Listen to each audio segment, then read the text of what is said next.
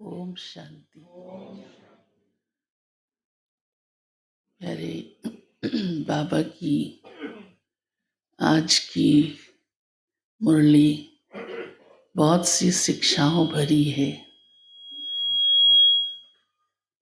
बाबा जब देखते हैं बच्चों के अंदर कौन सी बातों को करेक्शन करने की ज़रूरत है या ध्यान देना है, क्योंकि बाबा तो हम बच्चों से इतना प्यार करता है कि मेरे बच्चों में सब विशेषताएं आ जाएं, कोई कमियां ना रह जाएं।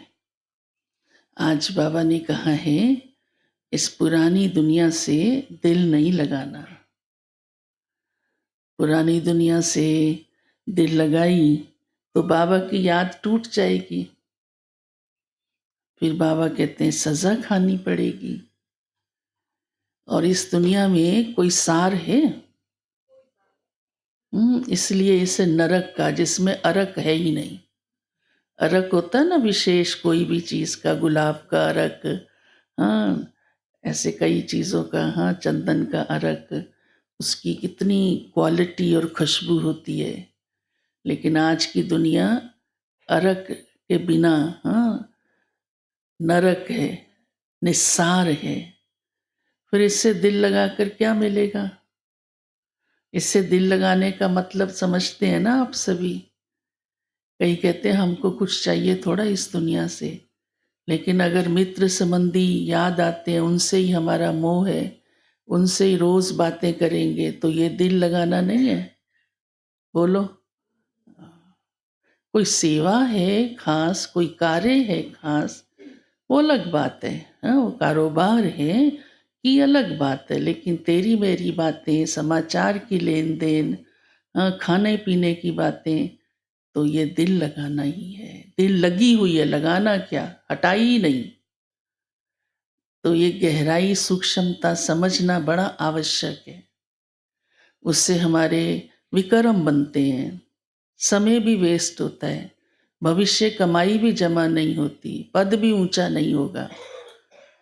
तो इसलिए बाबा कहते हैं इससे दिल नहीं लगानी है। फिर आज बाबा ने कहा है मेरा कौन सा डायरेक्शन है मुख्य, जिसका उल्लंघन नहीं करना। तो बाबा कहते हैं तुम बच्चे इस समय सर्वेंट हो,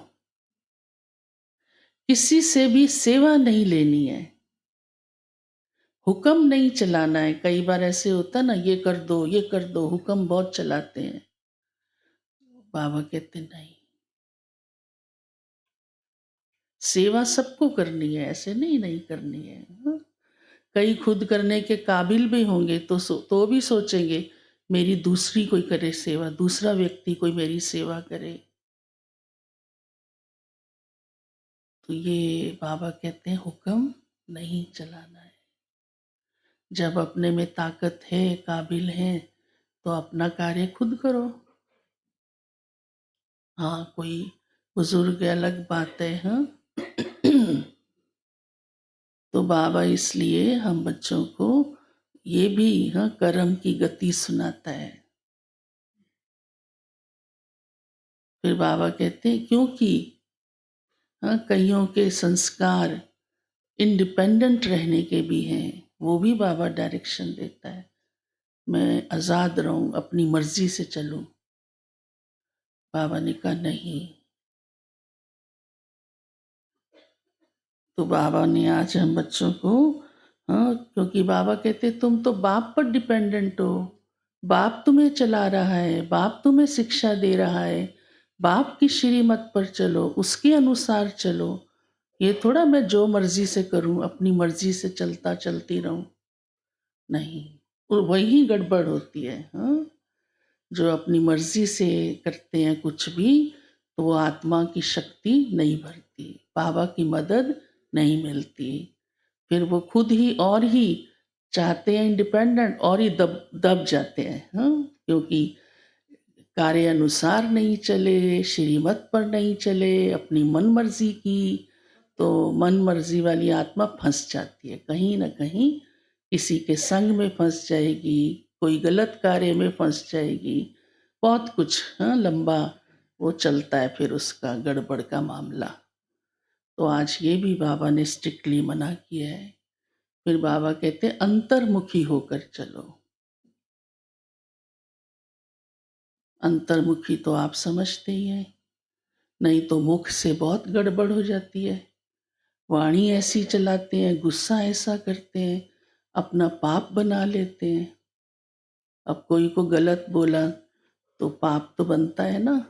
हाँ, किसी के कहने से बोला तो उसका भी बनता है, उसका भी बनता है।